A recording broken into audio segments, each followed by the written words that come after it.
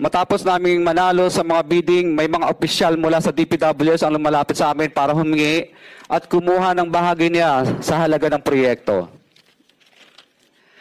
Ang hinihingi nilang porsyento ay hindi bababa sa 10% at umaabot pa sa 25%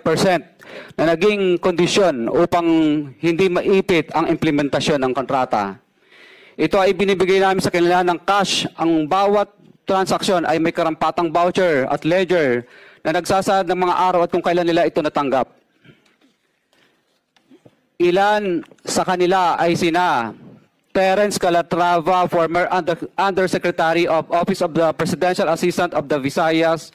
of the Philippines, Kong Roman Romulo of Pasig City, Kong Jojo Ang of Usmag Ilonggo Party List, Congressman Patrick Michael Vargas of Quezon City, Kong Juan Carlos Arjo Aitaide of Quezon City, Nicanor Nicky Briones of Agap Party List, Congressman Marcelino Marcy Teodoro of Marikina, Congressman Florida Robes of San Jose del Monte, Bulacan,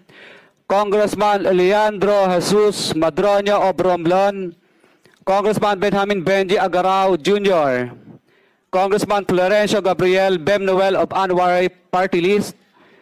Kong Leo de Ode Tariela of Occidental Mindoro,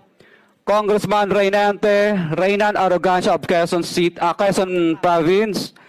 Kong Marvin Rillo of Quezon City, Kong Teodoro Haresco of Aklan, Kong Antonieta Yudela of Zamboanga, Sibugay, Kong Dean Asisio of Caloocan, Kong Marivic Pilar of Quezon City.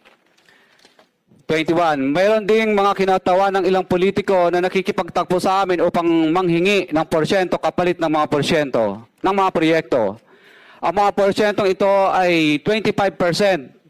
ay ipinipilit sa amin bilang karaniwang kalakaran na wala akong kakainang tanggihan. Ilan sa kanila ay sina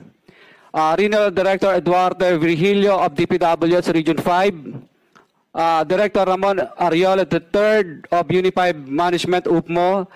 District Engineer Henry Alcantara, DPWS Bulacan First,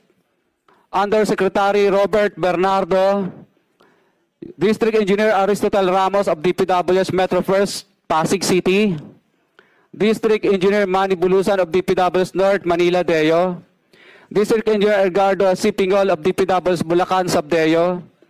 District Engineer Michael Rosaria of DPWS Quezon Second Deo.